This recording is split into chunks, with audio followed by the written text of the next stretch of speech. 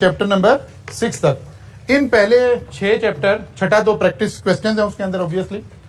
अगर हम in total देखें तो हमारे पास 8 चैप्टर हैं एट स्ट्रेच जो हमारे मेरे वाले पोर्शन में आते हैं, और एक पोर्शन जो कि वो मेरे वाले में फॉल नहीं करता, लेकिन अदनान साहब ने कहा कि वो भी मैं करवा दूं, जो स्टैटिस्टिक्सल पोर्शन है तो वो भी बीच में डाल दें।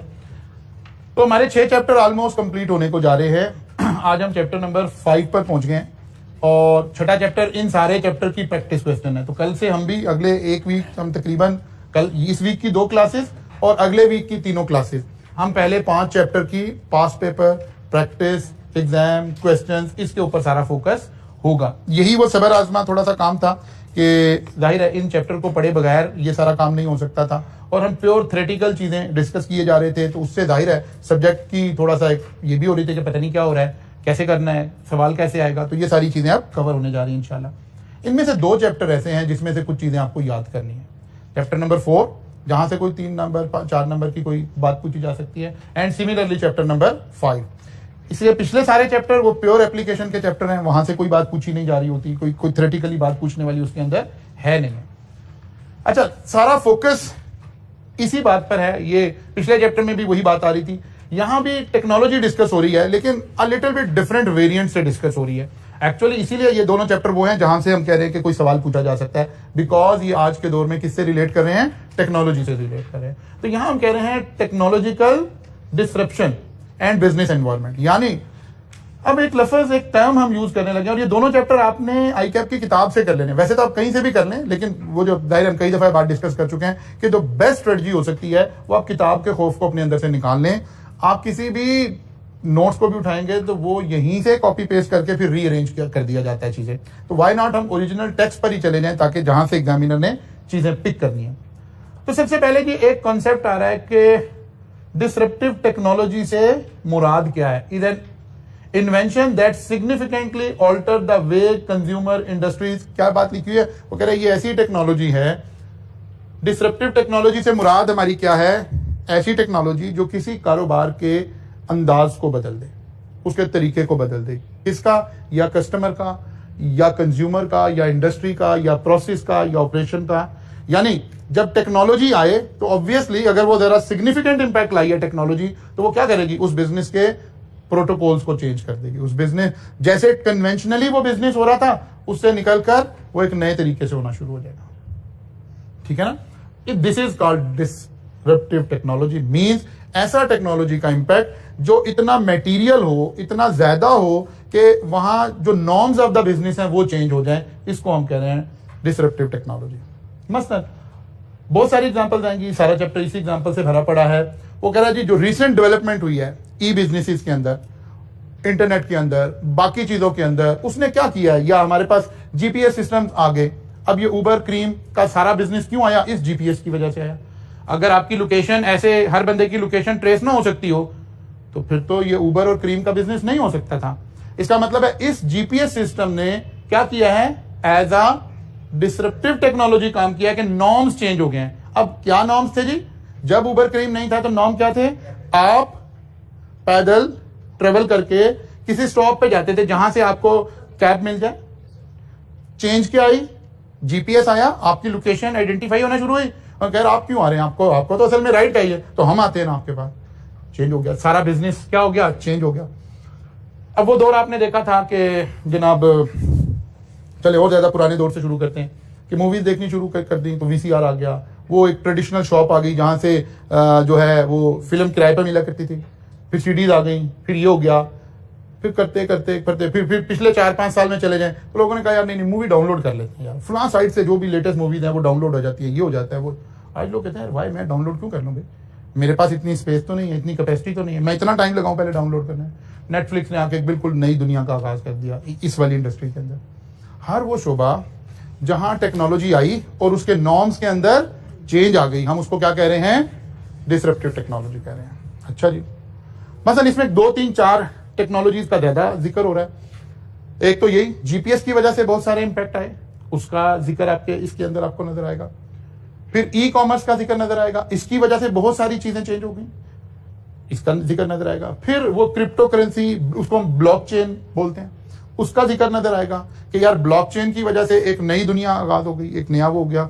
एक वक्त था, एक दौर था कि इंसानियत ने इसका नतीजा निकाला कि यार असल में वेल्थ तो रियल में सिर्फ क्या है, गोल्ड वेल्थ है, जो प्रीशियस चीजें हैं वो वेल्थ है, वो दौलत है। लेकिन एक वक्त आया कि इंसानियत ने कहा यार नहीं, हर वक्त गोल्ड तो नहीं उठा के फिर सकते ना, तो हमने गोल्ड को रिप्लेस कर दिया पेपर करेंसी के जरिए से। लेकिन पेपर करेंसी के ऊपर ही लिखा हुआ है कि एक्चुअली ये गोल्ड को रिप्रेजेंट कर रही है, लेकिन हमने उसका कायम मकाम किसको बना दिया, पेपर करेंसी को बना दिया। अब ये उस वक्त क्या हुआ था, डिसरप्टेबल। फिर पेपर करेंसी को हमने और डिजिटल में कन्वर्ट किया। अभी ये वाली डिजिटल नहीं, वैसे पेपर करेंसी में पेपर को भी एलिमिनेट कर दिया। ऑनलाइन ट्रांसफर आने शुरू हो गई, ये ऐप्स आनी शुरू हो गई, डेबिट क्रेडिट कार्ड्स आने शुरू हो गए। इसने फिर क्या कर दिया, फिर नाम को चेंज कर दिया। फिर डेबिट क्रेडिट कार्ड से आगे चले तो पता चला नहीं यार, मोबाइल पे आ गया, सैमसंग पे आ गया, एप्पल पे आ गया, आप मोबाइल रखें, आपको कार्ड कैरी करने की जरूरत नहीं। ये फिर टेक्नोलॉजी आ गई है। फिर उससे आगे चले गए, उन्होंने कहा यार नहीं, ये जो सेंट्रल बैंक और फुला और दिमाग और ये जनाब प्रूडेंशियल रेगुलेशंस और ये और वो, सबसे ज्यादा ब्लॉकचेन ने क्या किया, वो जो रेगुलेटर था ना, इंटरमीडिएटरी, बस हमारा हम जैसे भी ये सारी ट्रांजैक्शन पाकिस्तान में कर रहे हैं, तो हमारा एक इदारा है निफ्ट, NIFT। सारी बैंकिंग की कोई ट्रांजैक्शन आप किसी भी मीडियम से करें, वो ये कंट्रोल कर रहा है, जिसे क्लियरेंस बोलते हैं। चेक क्लियरेंस में गया हुआ जी, फलां काम हो रहा है, आप ऑनलाइन करें, जो भी करें, ये इदारा निफ्ट के जरिए से ये सारा काम हो रहा है। कहीं एक रेगुलेटर आ गया, और इस इदारे को बेसिकली कौन रिप्रेजेंट कर रहा है, state bank of Pakistan. State bank of Pakistan ने प्रूडेंशियल रेगुलेशंस दे रखे हैं, उन रेगुलेशन, उन उसूल, उन जाब्तों के तहत सारा कुछ चल रहा है। कहीं रेगुलेटर आ गया, ब्लॉकचेन टेक्नोलॉजी आई, उसने कहा यार ये रेगुलेटर कौन होते हैं। जब हम दुनिया एक ग्लोबल विलेज बन गई है, तो फिर ये स्टेट बैंक कौन है, state bank of Pakistan, state bank of India, state bank of फलां कंट्री, ये कौन है। बाय द वे, मैं बायर हूं, आप सेलर हैं, दैट्स इट, खत्म होगी बात। बीच में से सारे लोग निकल गए। तो इस टेक्नोलॉजी ने आके क्या कर दिया, एकदम से बहुत बड़ा इंपैक्ट डाल दिया। इसीलिए दुनिया की कांपे टांग रही हैं वो जो है वो डर गए हैं कि ये क्या होगा। उन्होंने कहा यार हम तो कंट्रोल नहीं कर सकेंगे, फंडिंग के ऊपर कंट्रोल नहीं ला सकेंगे, वरना आज 2022 तक आपका क्रिप्टो और ये सारी करेंसी सारी दुनिया में लीगलाइज हो गई होती। इसमें सबसे बड़ा प्रॉब्लम क्या आया, सबसे बड़ा प्रॉब्लम आया इसी के दरमियान में वो टेररिस्ट फंडिंग और फुला और वो सारा लहर चली हुई है। अब हम डर रहे हैं कि यार अगर इसको लीगलाइज कर देते हैं तो फिर तो आप फंडिंग को तो रोक ही नहीं सकते, फिर तो कुछ करने की जरूरत नहीं है। एक मोबाइल से, एक चीज से सारी दुनिया जैसे मर्जी कर रही होगी। तो लोग डर गए हैं कि यार अगर हम इसे लीगलाइज करेंगे तो सारी दुनिया हमारे ऊपर पाबंदियां ना लगाना शुरू कर दे। लेकिन इसने बहुत बड़ा इंपैक्ट डाल दिया उस सारे के ऊपर। अब फिर बात हुई है कि इसको इंटरेस्ट के तरीके से पढ़ेंगे ना। अब आप आईटी तो पढ़ नहीं रहे हैं, आईटी तो आपका सब्जेक्ट नहीं है, लेकिन आईटी का इंपैक्ट इतना बड़ा है कि अनफॉर्चुनेटली हर बंदे को आईटी सीखनी पड़ रही है। तो इसके ऊपर मैं कुछ थोड़ा सा आपको असिस्ट भी करूंगा, फर्दर असिस्ट करूंगा इंशाल्लाह। अगरचे वो सारा काम आप खुद कर सकते थे, लेकिन इसीलिए कि बच्चे का मिजाज ऐसे नहीं है, बच्चे को ग्रूम ऐसे नहीं किया जा रहा कि टीचर कोशिश कर रहा है यहाँ हर बात मैं एक्सप्लेन कर दूंगा खड़े होके। यस ऑफ कोर्स एक ओवरव्यू इस सिलेबस में रिक्वायर्ड है, एक ओवरव्यू टीचर बताएगा, समझाएगा, लेकर चलेगा, लेकिन बच्चे को इस काबिल करेंगे कि यार वो इन बातों को इससे बेहतर लेवल पर अंडरस्टैंड कर ले। क्रिप्टो करेंसी की साइंस क्या है, फलां क्या है, फलां क्या है। मैंने शायद आज भी आपके ग्रुप में एक वीडियो सेंड की हुई है। ऐसे में चंद वीडियोस एज एन असाइनमेंट आपको सेंड कर दूंगा, ताकि आपको थोड़ा सा एक रियल साइड भी नजर आ रही हो कि अच्छा ये हो रहा था, इसका ये इंपैक्ट आया, अच्छा यहाँ ये आ गया। मतलब आप उस कार मैन्युफैक्चरिंग में देखें, वहां इंसान ही कोई नहीं, पूरी गाड़ी हो रही है रोबोटिक उससे हो रही है। अभी इसका जिक्र आएगा हमारे सिलेबस में, मैंने वो क्यों वीडियो आपको सेंड की जी। ब्लॉकचेन का मतलब यही होता है, दो मीनिंग है। ब्लॉकचेन का मतलब होता है कि कोई एक सॉफ्टवेयर सारे लोगों को मैनेज कर देगा, बायर एंड सेलर को मैनेज कर देगा, बीच में से रेगुलेटर निकल जाएगा। एक्चुअल मीनिंग ये है। ब्लॉकचेन में एक तो टेक्नोलॉजी ब्लॉकचेन ने अडॉप्ट करके जहां से शोहरत हासिल की ना दुनिया भर में, फाइनेंशियल शोहरत जहां से हासिल की, वो बिटकॉइन था। फिर बिटकॉइन के नीचे जाहिर अब ये आप बिटकॉइन को कहिए कि क्रिप्टो करेंसी आ गई। अब उसके अंदर जाहिर बिटकॉइन तो एक खास कॉइन को रिप्रेजेंट कर रहा है, लेकिन उसके अंदर तो बहुत सारे सैकड़ों कॉइन्स आ चुके हुए हैं। तो क्रिप्टो करेंसी ने यहां से फाइनेंशियल शोहरत हासिल की। इससे पहले ये जो हमारी ब्लॉकचेन थी ना, ब्लॉकचेन असल में एक सॉफ्टवेयर का नाम था। एक कंपनी ने एक सॉफ्टवेयर बनाया, उसने कहा जी आप हमारी एक प्रोडक्ट खरीदें। ये एक बंदे को एक प्रोडक्ट उन्होंने सेल कर दी, ठीक है। तो उसने कहा यार आप ना 4 लोगों को आगे सेल करेंगे, आप चीजें सेल करेंगे, हमारी प्रोडक्ट हमारी कंपनी से नहीं मिलेगी, ये सिर्फ कस्टमर टू कस्टमर आगे चलेगा। फिर आप जिसको सेल करेंगे फिर वो आगे चार्ज, फिर आगे चार्ज, फिर आगे, ये भी ब्लॉकचेन टेक्नोलॉजी थी। यहां हो क्या रहा है, ये सॉफ्टवेयर बायर सेलर को मिलवा भी रहा है और रेगुलेटर का रोल भी प्ले कर रहा है। इस सारी टेक्नोलॉजी को हम क्या कह रहे हैं, ब्लॉकचेन कह रहे हैं। ठीक है, इसके ऊपर भी मैं आपको थोड़ा सा और चीजें शेयर कर दूंगा ताकि अगर आप थोड़ी तफसील लेना चाहें तो वो ले लेंगे। जी जी, सारी ब्लॉकचेन है। अनफॉर्चुनेटली इस वक्त पाकिस्तान में तो ये इलीगल करा दिया हुआ हमने इसको, ये जो नेटवर्क मार्केटिंग थी, ब्लॉकचेन थी, इसको हमने इलीगल करा दिया हुआ। ठीक है, बिटकॉइन के ऊपर अभी हमारी राय इन बिटवीन है, लीगल है नहीं है, इसके दरमियान हम अभी सोच विचार कर रहे हैं। इदारा पाकिस्तान, बात समझ आ गई जी, क्या कह रहे हैं? हाँ, हो सकता है मैं फिर उससे, ये वाली न्यूज से मैं अपडेट नहीं हूँ, ठीक है ना, इस न्यूज से मैं अपडेट नहीं हूँ, तो मैं वही कह रहा हूँ कि अभी इन बिटवीन हम चल रहे हैं। कोई असल में कोई रूल अवेलेबल नहीं है, तो उसको बैन करने का भी रूल अवेलेबल नहीं है, उसको अलाउ करने का भी रूल अवेलेबल नहीं है। जो रियल प्रॉब्लम उसके पीछे अगर लीगल साइड हम उसकी देखें, किसने बैन किया है? State bank. अच्छा, स्टेट बैंक, मैं वही कह रहा हूँ ना, इसीलिए मैंने ज्यादा मुहतात लफ्ज इस्तेमाल किया कि इन बिटवीन अभी हम चल रहे हैं। अच्छा जी, फिर आ गया जी कि ऐसा हो क्यों रहा है? डिसरप्टिव टेक्नोलॉजी का डिजिटल एज जब शुरू हुई, अच्छा हमेशा से ही ऐसे है, टेक्नोलॉजी जब भी आ रही थी, मतलब हम जहां से हमारे पास नोन हिस्ट्री जब भी अवेलेबल हो, जब शुरू करेंगे, हर वक्त टेक्नोलॉजी ने आके प्रीवियस कल्चर को हमेशा क्या किया है, रिमूव किया, खत्म किया, और नई चीजें ईजाद होना शुरू हो गई। लेकिन इनकलाब ज्यादा कहां बरपा हुआ, जब डिजिटल आ गई चीजें। दो चीजों ने आकर इम्पैक्ट को मल्टीप्लाई कर दिया, एक डिजिटल दुनिया आ गई, दूसरा इंटरनेट आ गया। इसने आके उसकी जो स्पीड थी ना, वो इतनी ज्यादा तेज कर दी है कि आज चार्टर्ड अकाउंटेंट, बाकी लोग, हम इसको पढ़ने पढ़ाने पर उतर रहे हैं। अदरवाइज ये तो हो ही रहा था ना ऑलरेडी। जैसे डिजिटल दुनिया शुरू हुई तो इसने तीन बातों को इंपैक्ट कर दिया, हमारी प्रोसेसिंग पावर को इंक्रीज कर दिया। अब चीज को, जिस काम को करने में हम पहले कहते थे यार 8 दिन लग जाएंगे इस काम को करने में, वो एक क्लिक पे हो जाता है। डिजिटल होने की वजह से उसकी जो प्रोसेसिंग पावर है वो बहुत एनहांस हो गई है। फिर दूसरा, इंटरनेट की वजह से कम्युनिकेशन बड़ी तेज हो गई है।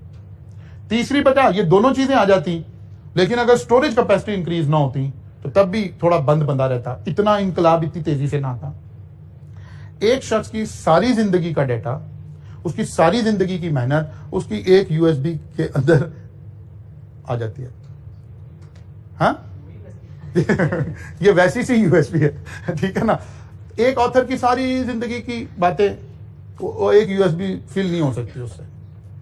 तो स्टोरेज कैपेसिटीज ने भी बहुत बड़ा रोल प्ले कर दिया।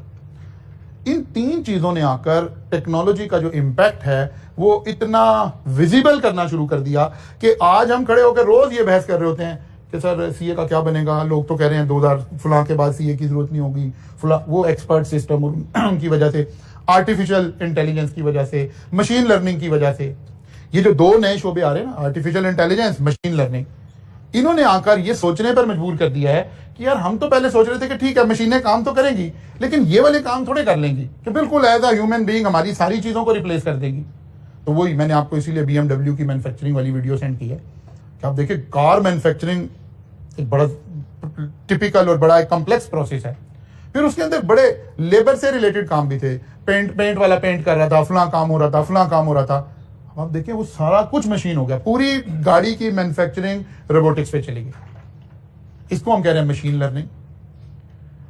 और जब हम मशीन से ही डिसीजन लेना शुरू कर देते हैं उसको हम आर्टिफिशियल इंटेलिजेंस बोल रहे हैं। तो कह रहे हैं कि इन सारों के दरमियान में एक रीजन, ये तीन फैक्टर ने बड़ा रोल प्ले किया है जिसकी वजह से ये बड़े तेजी से आगे आना शुरू हो गया।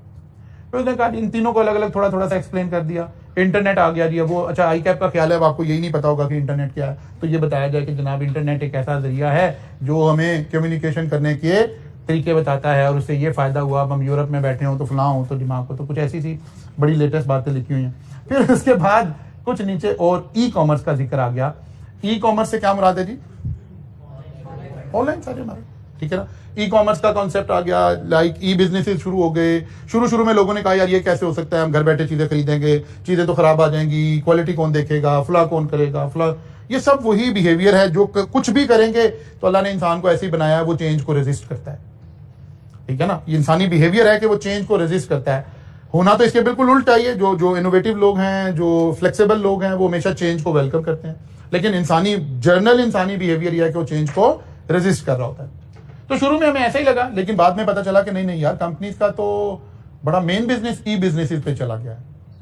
फिर पिछले अरसे में, क्योंकि अब हमारा तो सवाल आज की दुनिया में बैठ के बन रहा होगा ना, आज के 2022 में बन रहा होगा, तो कोविड ने आकर इस पे कैटलिस्ट का काम कर दिया, तो ई बिजनेसेस और ज्यादा तेजी से होना शुरू हो गए। उन्होंने कहा यार वैसे by the way grocery shop पे जाने की क्या जरूरत है, प्रोडक्ट तो सारी कंपनीज की हैं।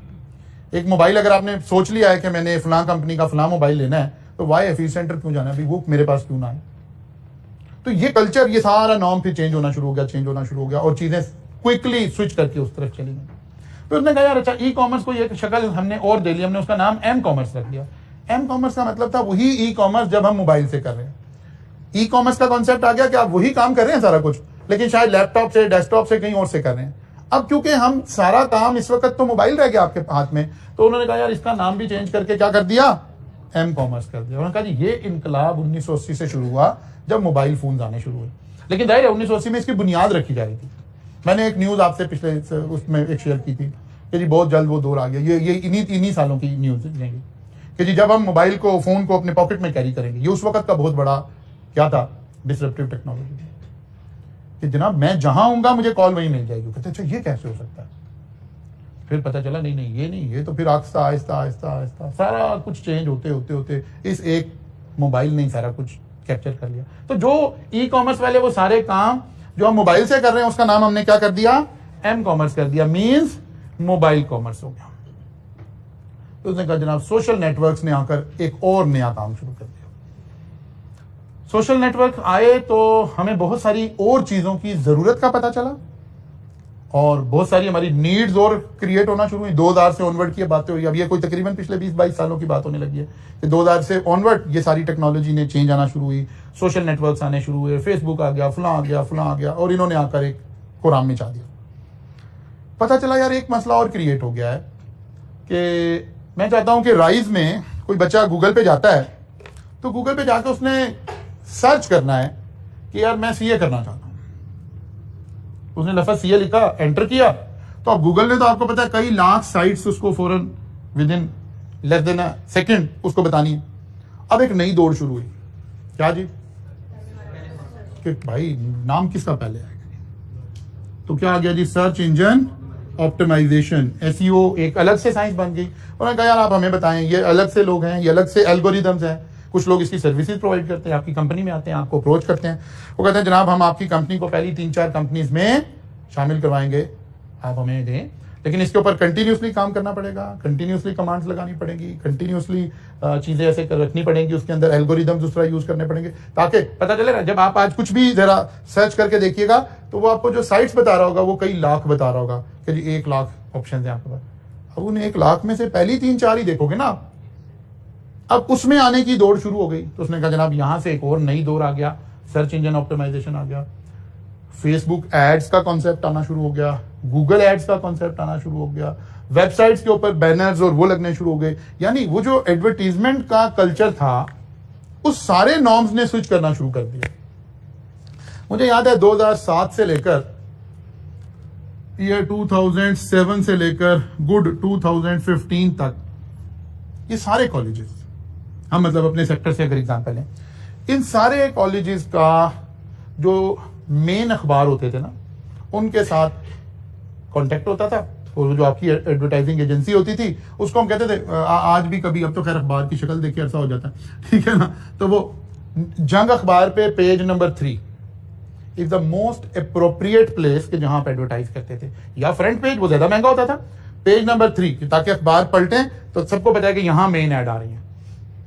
अब आप अपनी एडवर्टाइजमेंट एजेंसी को कहते थे यार भाई तुम पेज नंबर 3 का ये क्वार्टर मेरे लिए परमानेंटली बुक कर दो, हर संडे को मेरी यहाँ ऐड आ रही है, या फुला है, या ये है, या ये है। फिर आप शहर की बड़ी बड़ी होर्डिंग्स को भी हायर करते थे और ये बड़ा मटेरियल बजट इसके ऊपर जाता था। और उस वक्त हम बैठकर जब कॉलेजेस चला रहे थे तो हम कहते थे यार अल्लाह मियाँ और कॉलेज बेहतर करे, फंड और आए तो हम मेन स्ट्रीम मीडिया पे ऐड चले, जियो पे ऐड चले, फलां पे ऐड चले, ताकि कॉलेज को हम पूरे मुल्क में, पूरे लोगों में लेकर आ सकें सामने। सोच ऐसे रहे होते थे। आज अगर हम पिछले कोई 4 साल का डाटा लें तो जंग अखबार को 0 रुपया हमने दिया होगा राइस की किसी भी ऐड का। कोई शहर में होर्डिंग लगाना कभी सोची भी नहीं होगी, कोई जियो पे जाने का तो सवाल ही पैदा नहीं होता। ये तो सोच ही नहीं है। क्यों नहीं है? इन्होंने आके सारे का बेड़ा गर्क कर दिया। हाँ, ये नहीं कि ऐड पे पैसे नहीं लगा रहे हैं, लेकिन वो पैसे अब जंग को नहीं दे रहे, फेसबुक को दे रहे हैं, गूगल को दे रहे हैं, वेबसाइट पे बैनर लग रहे हैं, टारगेटेड मार्केटिंग शुरू हो गई है, बेटर अपॉर्चुनिटी अराइज हो गई है कि सारी पब्लिक एट लार्ज को ऐड हम क्यों दिखा रहे हैं, उसको दिखाएं जो सीए करना चाह रहा है। तो ये सारे क्योंकि टेक्नोलॉजिकल प्रोडक्ट हैं। अब ये कंपनी क्या करती है, आपके एल्गोरिदम से देख लेती है फौरन, फिर आपको उसी तरह की ऐड दिखाना शुरू कर देती है। जैसे मैंने आपको शायद पहले भी कहा, आप अपने ग्लासेस की पिक्चर लेकर किसी दोस्त को व्हाट्सएप कर दो, तो कुछ घंटों के बाद आपकी फेसबुक पर ग्लासेस की एड्स आनी शुरू हो जाएंगी। तो फौरन एल्गोरिदम रीड करेगा कि इस बंदे का इंटरेस्ट इस चीज में है, उस तरह की एड्स आपको दिखाना शुरू कर देगा। तो मोर टारगेटेड एड्स आना शुरू हो गई, मोर टारगेटेड ऑडियंस पर आप जाना शुरू हो गए। इसने जाहिर आकर सारा कल्चर चेंज कर दिया। फिर कैसे पढ़ते हैं जिसको, अब बी को अलग पढ़ना है, लॉग को अलग पढ़ना है, कि इकट्ठा ही पढ़ना है? इकट्ठा ही पढ़ना है। ब्लॉग पढ़ना है, व्लॉग पढ़ना है। तो उन्होंने कहा जनाब ये आ गया। इससे पहले लोग क्या करते थे, अखबार में आर्टिकल लिखते थे। अगर मैं अपनी जवानी याद करूं तो वो एक वो मैगजीन छपता होता था कॉलेजेस का भी, तो बड़े एजाज की बात होती थी कि यार आपका जो आर्टिकल है ना वो आपके कॉलेज के मैगजीन में छपा है। हमारा आई कैप का अकाउंटेंट, खैर अभी भी वो छप रहा है, पता नहीं क्यों तो वो अकाउंटेंट छप रहा है जी, उसके अंदर आपने कोई बजट कमेंट्री दे दी, कोई चीज दे दी, यानी अखबार में किसी मीडिया पर आपका पेपर आर्टिकल छपना, ये एक दौर था। फिर पता चला यार नहीं यहाँ क्यों आर्टिकल छपना, ये सारा काम डिजिटलाइज हो गया, उसका नाम हमने क्या रख दिया, ब्लॉग्स। अच्छा जी, फिर उन्होंने कहा यार अब कौन पढ़ता है भाई, अच्छा उन्होंने यार पढ़ने की बजाय बता देते हैं, वीडियो बना देते हैं, तो वो क्या बन गए, ब्लॉग्स। ये तो दो तो आई है। हम तो देख रहे हैं बिजनेस पर इंपैक्ट क्या आया। अब ब्लॉग्स और वीलॉग्स वाले लोगों ने क्या करना शुरू कर दिया, पहले खुद शोहरत हासिल कर ली, अब कंपनीज की प्रोडक्ट्स को एडवर्टाइज करना शुरू कर दिया। ठीक है ना समझ आ रहा हो तो आप किसको देख सकते हैं, पाक व्हील्स वाले मांझी साहब को देख लें, हर गाड़ी का रिव्यू, फलां का रिव्यू, मोबाइल का रिव्यू, फलां, ये सब क्या है, वीलॉग्स हैं। ये सब क्या हो रही है, एडवर्टीजमेंट हो रही है। तो लोगों ने शोहरत हासिल करने के बाद फिर यहां से इंपैक्ट शुरू हो गया। और अब तो उससे ज्यादा इंपैक्ट कैसे शुरू हुआ है बिजनेसेस का, बल्कि ये इंपैक्ट भी यहाँ किताबों में लिखा हुआ नजर भी नहीं आ रहा, बिल्कुल लेटेस्ट अगर आप देखें तो ये जो टिकटॉकर्स और ये वाले स्टार्स बनने शुरू हुए हैं, ये पहले किसी एक काम से शोहरत हासिल कर लेते हैं। आज के दौर में 2022 में जब आप खड़े हुए हैं, अगर आपकी फेम आ गई है ना, तो फिर समझे जिंदगी की हर चीज आ। अब इंटेलिजेंटली आपने इस फेम को सिर्फ कहीं थ्रू करना है, कहीं यूटिलाइज करना है। तो बहुत सारे टिकटॉक स्टार ने, फुलाने, जिन्हें फेम मिल गई, अब उन्होंने क्या किया, अपने कोई रेस्टोरेंट्स बना लिए, कोई कैफेज बना लिए, कोई फास्ट फूड वो बना लिए, और वो इतनी सेल कर रहे हैं कि जिसका कोई हिसाब नहीं, बिकॉज वो वहां बर्गर नहीं सेल कर रहे, वो अपनी शोहरत सेल कर रहे हैं। तो कहने का मतलब ये सब कुछ क्या हो रहा है, टेक्नोलॉजी के इंपैक्ट आ रहे हैं, हमारे बिजनेसेस के ऊपर उसके इंपैक्ट आते चले जा रहे हैं। अब ये सारी बातें यकीनन आपकी एज की हैं, आप मेरे से ज्यादा बेहतर जानते हैं इन सारी चीजों को। फिर आई कैप ने बड़ा एहसान किया, उसने कहा चलें ये सारी बातें ऐसे डिस्कस होके, हो सकता है अभी भी आई कैप के बच्चे को समझ ना आई हो, तो उसने कहा अच्छा एक तरीके से और समझाने की कोशिश करते हैं। अब डिफरेंट इंडस्ट्री के ऊपर इनके इंपैक्ट देखते हैं कि यही जो सारी बातें हम कंसोलिडेटेड कर रहे हैं, किसी खास इंडस्ट्री के ऊपर इसका क्या इंपैक्ट पड़ा। उसने एक दो एग्जाम्पल तो पहले याद ही, एक वेबसाइट होती थी बिजनेस के कॉन्टैक्ट्स और उसको मैनेज किया करती थी, उसको येलो पेजेस कहते थे। ठीक है, उस कंपनी की वर्थ थी $60 बिलियन। ये व्लॉग्स और ये आए, वो बेचारी कंपनी का जनाजा चल गया, अब उसकी वर्थ रह गई है कितनी, 1 मिलियन। ठीक है, बिकॉज उसकी जरूरत नहीं रह गई। जैसे वो कभी शायद पता नहीं आपके दौर में था कि उससे पहले खत्म हो गया था, पीटीसीएल एक डायरेक्टरी छापती थी, उसके अंदर ना उसके सारे यूजर का ना फोन नंबर लिखा होता था, लैंडलाइन वाला, अल्फाबेटिकली। आई कैप अपने मेंबर्स की डायरेक्टरी छापता है, जिसके अंदर ना सारे मेंबर्स के नाम लिखे हुए हैं, अगर वो फर्म चला रहा है फर्म लिखा हुआ है, ईमेल लिखा हुआ है।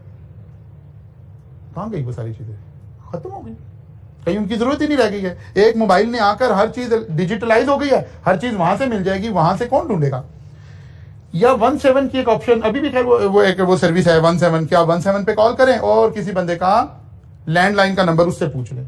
लेकिन ये सब कुछ बड़ी तेजी से चेंज होना शुरू हुआ, तो वो यही इंपैक्ट बता रहे हैं। कोई एक दो एग्जांपल उसने यहाँ दी कि जो जिसकी वजह से इंडस्ट्री के ऊपर इंपैक्ट आया। फिर उसने उबर और उसकी एग्जांपल दे दी, सारी बातें हम कर चुके हैं। फिर अब हम करते हैं कि जी टेक्सटाइल इंडस्ट्री के ऊपर पर्टिकुलरली क्या इंपैक्ट आए। उसने कहा जी 2 इंपैक्ट आए, एक CAD और एक CAM। CAD means computer aided design. वो कहते हैं जब डिजाइनिंग का आर्ट कंप्यूटर पे चला गया ना, तो एक रिजीम चेंज हो गया, एक दुनिया चेंज हो गई। मतलब आज आपके कपड़े और लॉन, और वो भी क्या कहता है डिजिटल प्रिंट आ गया जी, सारी चीजें डिजिटलाइज हो गई हैं। फिर वो काम जो हम हाथ से कर रहे थे, मसलन आपके यहाँ वो फर्नीचर में, फुला में, वो एक मशहूर जगह जी चनियोट का फर्नीचर है जी, वो चनियोट में बैठे लोग बेचारे वो छानिया तोड़ा लेके उसको बना रहे हैं। लेकिन अब जरा चनियोट से निकल के येचरे बाजार में चले जाएं, जहां भी लाहौर में कहीं फर्नीचर मैन्युफैक्चरिंग हो रही है और कंप्यूटराइज मशीनें लगी हुई हैं, आप मशीन को डिजाइन दे, मशीन फीड करे, आप आराम से बैठे, कोई काम नहीं कर रहा, मशीन काम कर रही है, कंप्यूटर एडिट डिजाइन। अब जो डिजाइन चाहते हैं, जैसा डिजाइन चाहते हैं, आप कंप्यूटर को दीजिए, कंप्यूटर कर देगा। लकड़ी पे जाते हैं, लकड़ी पे कर देगा, मेटल पे जाते हैं, मेटल पे कर देगा, फैब्रिक पे जाते हैं, फैब्रिक पे कर देगा। कंप्यूटर एडिट डिजाइन आना शुरू हो गई, फिर कंप्यूटर एडिट मैन्युफैक्चरिंग आना शुरू हो गई। उसके लिए मैंने आपको वो वीडियो सेंड की कि आप देखें तो वो कैसे कंप्यूटर एडिट से क्या मुराद है। तो जाहिर है वो सारा काम जब वहां से होना शुरू हो गया, अब डाइंग का सारा प्रोसेस कंप्यूटराइज हो गया, क्वालिटी का सारा प्रोसेस कंप्यूटराइज हो गया, हर चीज का प्रोसेस कंप्यूटराइज हो गया। पहले ह्यूमन बीइंग से क्वालिटी करवा रहे थे, मतलब मैं खुद गारमेंट एक्सपोर्ट करता रहा हूँ यूएसए के, उसके साथ हमारा था 9/11 के बाद हमने उस काम को खत्म किया, हमारी एक शिपमेंट फंस गई थी, हमें बड़ा फाइनेंशियल लॉस हुआ उसके अंदर, फिर उसके बाद हमने तौबा कर ली इस काम से, यानी फाइनेंशियली वायबल नहीं रहा मेरे लिए। तो पूरी एक ना टीम होती थी, वो एक एक शर्ट, हम ये शर्ट्स यूएस अपैरल और इस तरह की चीजें ये हम बनाया करते थे। तो अब वो एक पूरी टीम थी, वो क्वालिटी कर रही है, और एक एक शर्ट, अगर उस टीम की आंख से कोई शर्ट गलत चली गई है तो आपके लिए मुसीबत पड़ जाएगी, बाहर कहेगा आपने गलत पीस भेज दिया। अब ये सारे काम कौन कर रहा है? सिस्टम कर रहा है, कंप्यूटर कर रहा है।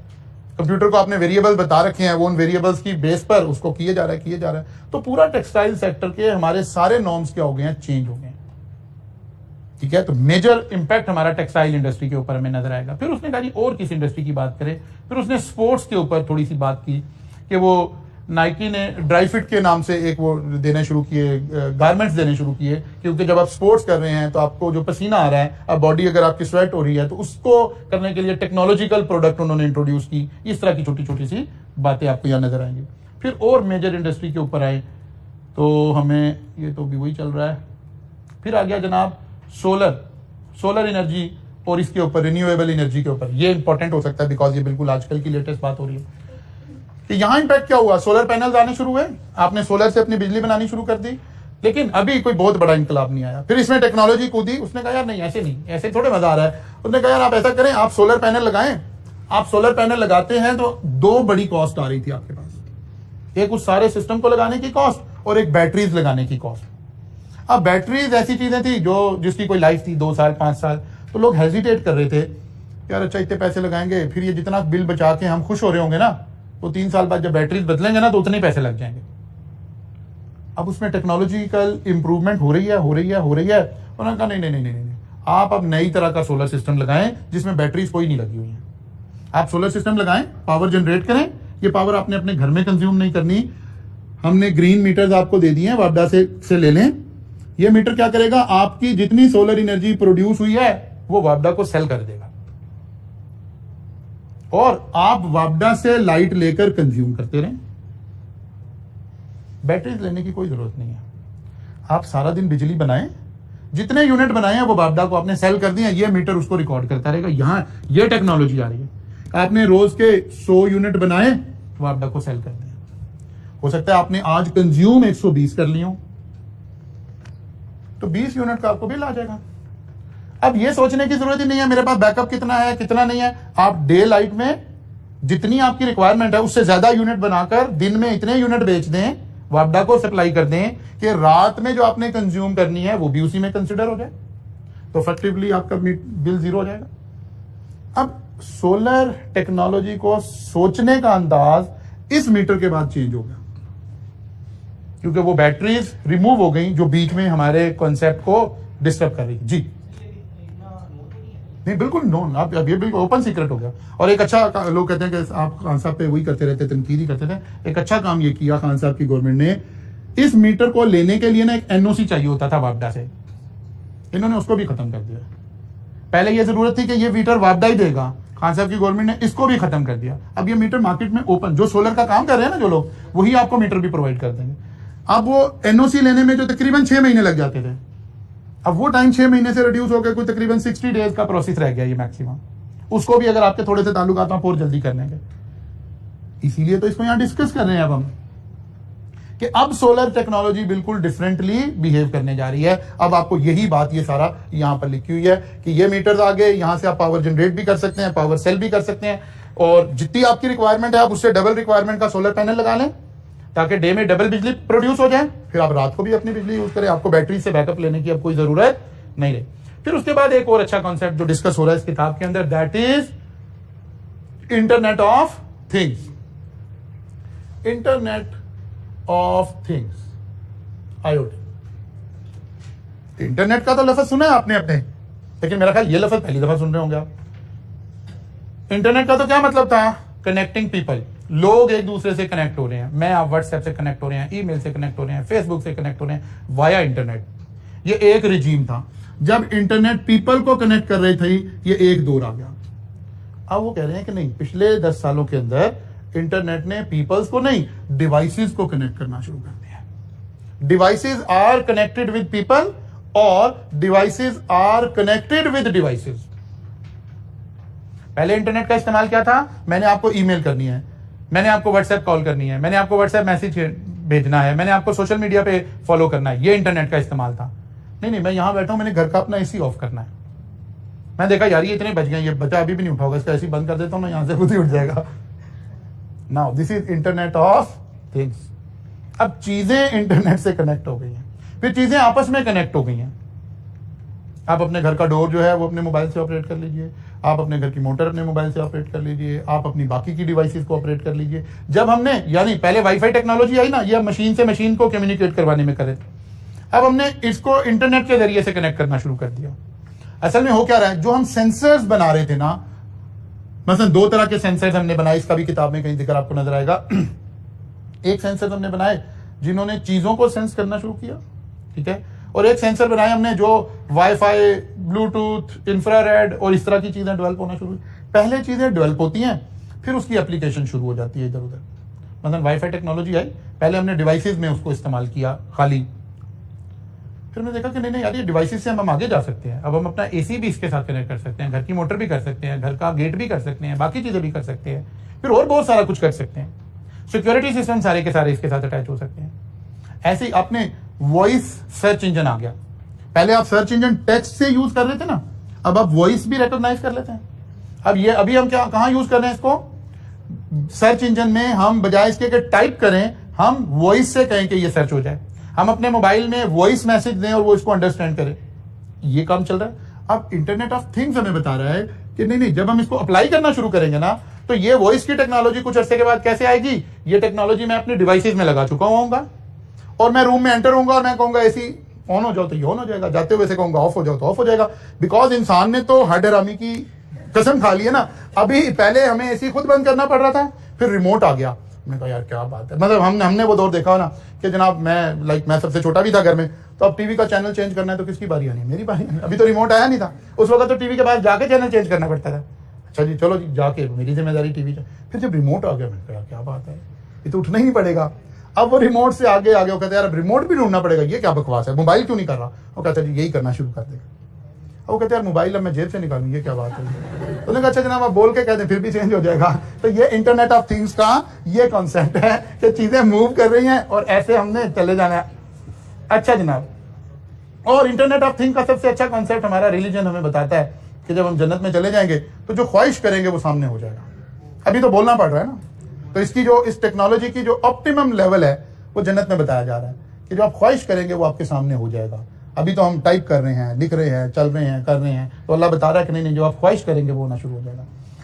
अच्छा जी, वो फिर कहते हैं जनाब इन बच्चों को समझाने की कोशिश करें कि एजुकेशन पे क्या इंपैक्ट आए। तो उन्होंने कहा नहीं ये बात समझ आ गई है कि एजुकेशन पे क्या इंपैक्ट है। कोरोना ने सब कुछ समझा दिया है कि जनाब ऑनलाइन एजुकेशन कैसे लेते हैं। अच्छा एक ही बच्चा लेक्चर ले ले तो उससे लेक्चर कैसे लेते हैं, ठीक है ना। और CS स्टार पे ये कैसे लिखते हैं कि जी एनीवन रिक्वायर्ड फलां टीचर के लेक्चर नोट, कोई शेयर कर सकता है, कोई कुछ। तो वो वही जिक्र आ रहा है कि कोविड में क्या हुआ, वाईफाई आ गया, टेक्नोलॉजी आ गई, ई-लर्निंग आ गई, ये सारा काम आ गया। अच्छा जी, फिर वो कहते हैं रिटेल के बिजनेसेस पर क्या इंपैक्ट हुए। देखो रिटेल का बिजनेस भी बड़े जबरदस्त तरीके से इफेक्ट हुआ, बिकॉज वहां ज्यादा चीजें वो हैं जिसमें आपने क्वालिटी जाके कोई चेक नहीं करनी। आपको ऑलरेडी पता है मैं फ्लॉम ब्रांड की चीज ले रहा हूँ, तो ये आप ऑनलाइन ऑर्डर करें, चीजें घर में आना शुरू हो जाएगी। हर अच्छा सा मुनासिब सा ग्रोसरी स्टोर जो है वो आपको इस वक्त क्या दे रहा है, होम सर्विसेज दे रहा है। तो आप उसकी साइट पर जाइए, वहां से जो जो सिलेक्ट कर रहे हैं आप चीजें वो सिलेक्ट कीजिए, वो घर पे दे देंगे आपको, घर जाने की ग्रोसरी करने की कोई खास जरूरत नहीं है। फिर वो कहता है जी इलेक्ट्रॉनिक मीडिया पे क्या इंपैक्ट आया, तो ये तो सारों पर इंपैक्ट डाल रहा है, नेटफ्लिक्स, टीवी, 3D 4D फलां, ये सारा इंपैक्ट कहाँ आ रहा है, ये इसी टेक्नोलॉजी के ऊपर आ रहा है। बेहतर से बेहतर रेजोल्यूशन आना शुरू हो गई, लोगों ने अपने घर में अपने वो बनाने शुरू कर दिए, सिनेमा बनाना शुरू कर दिया। मतलब ये कल्चर पिछले 10 साल में बड़ा तेजी से आ गया कि हर वो रीजनेबल सा आदमी जो थोड़ा लिबरल भी है वो कहता है बच्चों को सिनेमा में क्या भेजना है, बेसमेंट में एक बड़ा सा रूम बना लेते हैं, वहीं पर हम अपना सारा सिस्टम इंस्टॉल कर लेंगे, बिकॉज अब क्वालिटी आप वहीं पर भी देख सकते हैं, बेहतर क्वालिटी, बेहतर साउंड सिस्टम, आपको सारा कुछ मिल जाएगा। तो बहुत सारा ये सारा एरिया भी उसी टेक्नोलॉजिकल चेंज में से गुजर रहा है। अब DHA में जाए तकरीबन हर दूसरे घर में जरूर आपको होम थिएटर बना हुआ नजर आएगा, बिकॉज अब लोग इस तरफ जाना शुरू हो गए। वो कह रहा है कि बैंकिंग में क्या इंपैक्ट आया, तो बैंकिंग में बेतहाशा इंपैक्ट आया। ट्रेडिशनल बैंकिंग में कैशियर था, उसके पास आप चेक लेके जाते थे, एक बंदा बैलेंस चेक करता था, दूसरा साइन वेरीफाई करता था, तीसरा आपको कैश डिसबर्स करता था, और हम ऑडिटर पढ़ते थे ये क्या हो रहा है, हम कहते थे ये सेग्रीगेशन ऑफ ड्यूटीज हो रहा है, ताकि एक ही काम कई हाथों से गुजर जाए तो गलती का चांस ना रहे। तो जनाब ये सारी कहानी पुरानी हो गई है। वो कहते हैं पहली बात है हम आपको बैंक में बुलाना ही नहीं चाहते, आपको किसने कहा मुंह उठा के बैंक आ जाए, आप आराम से घर बैठे, वहां से बैठे बैठे अपने मोबाइल से ट्रांसफर करें चीजें, डेबिट कार्ड आपको दे दिए, क्रेडिट कार्ड आपको दे दिए, मोबाइल ऐप्स आपको दे दिए, अब आप बैंक क्या लेने आ रहे हैं भाई साहब। उन्होंने कहा कैश तो जमा कराना है ना, वो कहते हैं हमने ATM भी वो मशीनें लगा दी, कैश भी जमा कर देती है, मेहरबानी वहीं से जमा करा दिया करें, 24 आवर्स वहाँ सारा निजाम चल रहा है, ठीक है ना। इसको हम फिनका टेक्नोलॉजी बोलते हैं। ये सारा जो मोबाइल जो यहाँ सारी चेंज आ रही है उसके बारे में बात होगी। ऑटोमोबाइल्स के लिए तो मैंने आपको वीडियो सेंड की और वो सारा कुछ किया कि कैसे ये सारा कुछ हो रहा है। तो ये एक ओवरऑल छोटा सा एक चैप्टर है, चैप्टर इतना छोटा नहीं है लेकिन इम्पैक्ट एक है, बात एक है, आप ये सीख रहे हैं कि टेक्नोलॉजी ने आकर हमारे बिजनेस ऑपरेशन को री इन्वेंट कैसे कर दिया। इस थीम के साथ इसको as a novel, as a रिसाला पढ़ना है आपने, लेकिन चंद छोटी छोटी बातें याद करनी है। मसलन ये आ सकता है कि वीलॉग और बीलॉग में क्या फर्क है, ई कॉमर्स और एम कॉमर्स में क्या फर्क है, ये ब्लॉकचेन टेक्नोलॉजी क्या है, ये इस तरह की छोटी छोटी सी बातें चंद इसके अंदर पूछी जा सकती हैं। तो जनाब हमारे 4 चैप्टर कंप्लीट हो गए, 5वां पॉलिटिकल है, पॉलिटिकली तो आप सारे स्ट्रांग हैं, ठीक है ना। कल से हम इंशाल्लाह पास पेपर के और यहां तक जो कुछ हमने पढ़ा है अगला पूरा वीक और इस वीक के बाकी के लेक्चर इसकी प्रैक्टिस करेंगे, फिर इंशाल्लाह आगे चलेंगे। सॉरी नहीं, लास्ट टाइम 4 में से आ गया था, इसमें से नहीं आया, तो इसका ये भी मतलब समझ जाए, ठीक है ना। लेकिन ये कोई बात नहीं, हमें दोनों ही करने हैं, ठीक है। लास्ट टाइम 4 में से जो थ्योरेटिकल क्वेश्चन आ गया था वो 4 में से आ गया था।